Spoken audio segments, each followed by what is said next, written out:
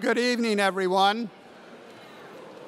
I'm Anthony Crowell, Dean and President of New York Law School, and I want to welcome all of you, members of our Board of Trustees, faculty, alumni, our honored guests, family members and friends, and of course, the members of our graduating class.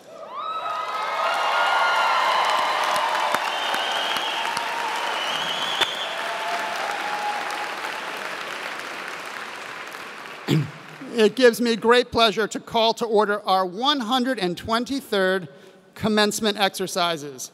Please stand for our national anthem, sung by Ms. Daphne Pierre from the class of 2015.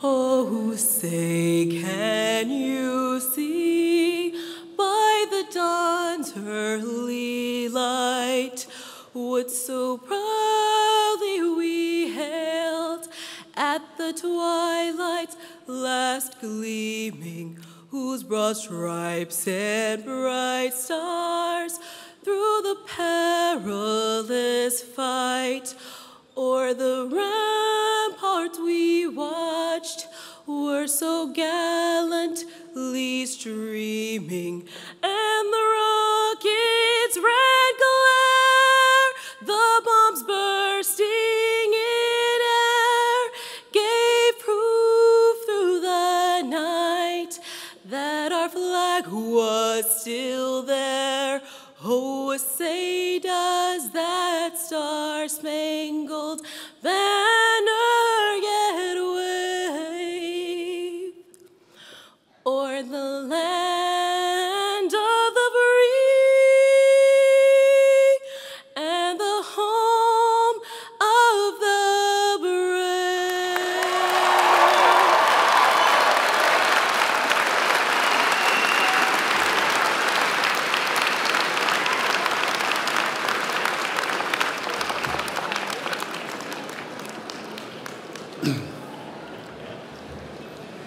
Thank you, Daphne. That was beautiful.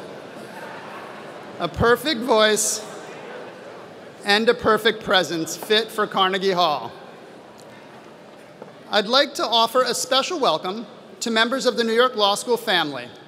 We're joined today by several alumni who graduated from the law school 50 or more years ago. It gives me great pleasure to introduce them. Please welcome, from the class of 1965, Jeffrey L. Saper and Ronald A. Zweibel.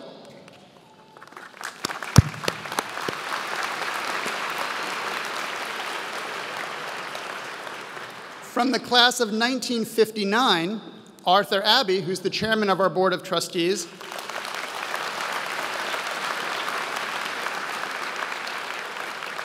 Nicholas A.F. Arena.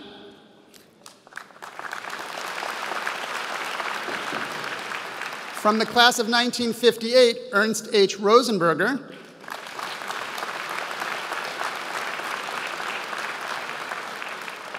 And from the class of 1951, Dominic Burrasano and the Honorable Joseph Jamboy.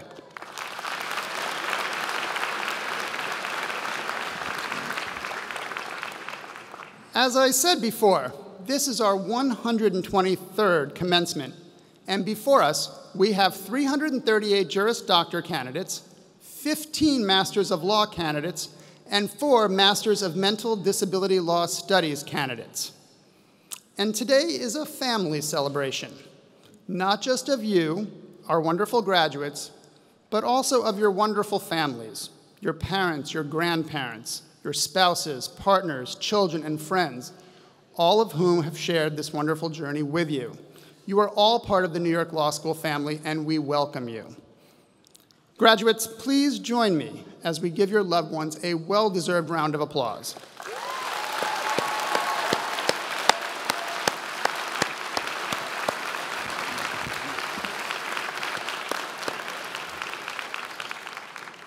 So this evening, we again answer that age-old and most intriguing question: how do you get to Carnegie Hall?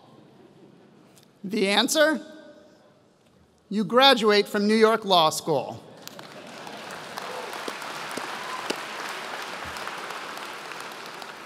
Did you know that Carnegie Hall and New York Law School share a common history? Both were founded in 1891. This is the site of our first graduation, in fact, in 1892. And we're both about to celebrate our 125th anniversaries. And do you know what a 125th anniversary celebration is called? It's called a quasquicentennial. Yep, a quasquicentennial. See, even on graduation day, you'll learn something new at New York Law School. So those first classes that came through Carnegie Hall were full of future leaders, including a future mayor, police commissioner, a secretary of state, an ambassador, and several judges. And early on, our community, like the rest of the nation, weathered countless turbulent events, including 2 world wars and the Great Depression. What those early classes had in common is that regardless of the challenges they faced, they handled everything with grit, with a steely determination, with great leadership, and fearlessness, all in times of great change. They harnessed the opportunities that were in front of them and helped build modern New York by working in every sector of the economy, by promoting the public interest, and by advancing justice. And when I look around me tonight, I see the same qualities in all of you as pioneers and leaders of a new era in the law. You'll recall that my first full year as dean coincided with the beginning of your 1L year, or your 2L year if you were an evening student, as I was. And while this is my 3rd commencement ceremony as dean, there's something truly special about this one. Just as you were new to being law students, I was new to being a dean, and we all were entering the law school at a challenging time in legal education and in the profession. The economy had experienced a significant recession and had only just begun its slow recovery. The upheaval in the global economy was causing a wholesale reshaping of the delivery of legal services. And on top of that, we were literally hit with a massive storm when Sandy washed ashore, deeply affecting and displacing many members of our community and taking the law school offline for more than a week. There were a lot of rough currents, but we resolved to ensure that your experience at NYLS would be a steady one and that it would inspire confidence in a better day. Not only were your futures at stake, but together, we were all being called upon to chart a path for the future of the profession and for the future of the law school. Obviously, the law school needed to provide you with an exceptional education that would give you the foundation to be effective lawyers. But we owed you far more than just that. We owed you the opportunity to become leaders, to develop a vision, and to have you help define the trajectory of your school and a role for yourselves in a diverse and ever-changing profession. You were never just students to us, and I hope that you know that. You were colleagues. You were individuals whom we took the time to get to know.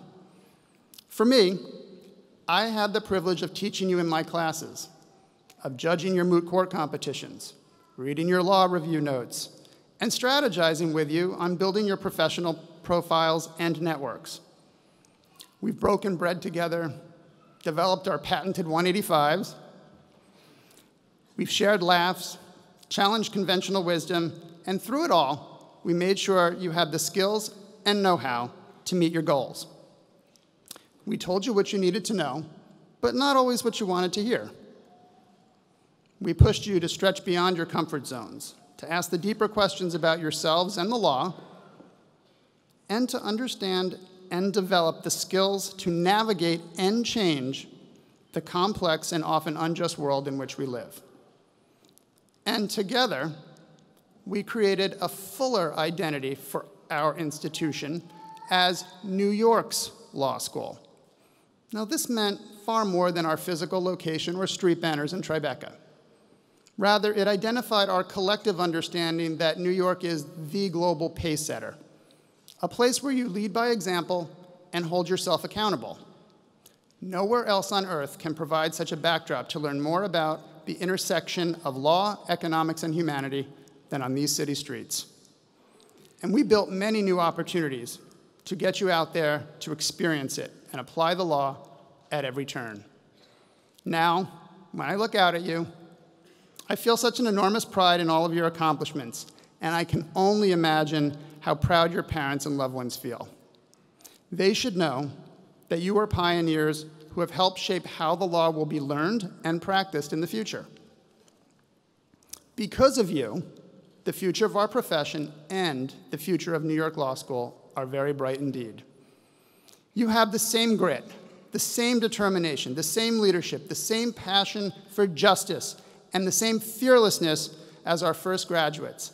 And that's why it seems so right that you're sitting in the same place that they sat nearly 125 years ago. Remember, today you're graduating as lawyers, and lawyers have to be fearless. Fearless in carrying out their duties, and fearless in representing the interests of their clients, and to be fearless about the future. Your clients will depend on your ingenuity and your leadership to protect their rights and to ensure that justice is being served. That's what our system of justice is founded on, and that's what the rule of law requires. And as you start on your paths after you leave here today as graduates, a world of possibilities awaits you. And being fearless will be essential to your success. In fact, I've learned to be fearless in a whole new way from you and for you. And I will forever be indebted to having such an extraordinary group of students with whom to share this journey. But it isn't over. Together, we'll continue to build New York Law School. We'll continue to support each other, and we'll continue to go on and lead the profession. Over the past week, I had the chance to speak to many of you about what your New York Law School experience has meant. And in closing, I want to share a couple of the things I heard. One of you said that our students are all about being low maintenance and high output, that we're a school filled with grinders, people who know how to be indispensable and how to get a job done without a single complaint. Another of you paraphrased from a favorite memoir called The Tender Bar and said, everyone has a place, a refuge, where their heart is pure, their mind clear, where they feel closer to love or truth or whatever it is they happen to worship. My place was New York Law School. Each and every one of you is amazing, and each and every one of you will go on to do amazing things. We expect nothing less. And on a personal note, I'm really going to miss you. On behalf of the Board of Trustees and my colleagues on the faculty, administration, and staff, we congratulate you, the class of 2015, and we wish you our very best.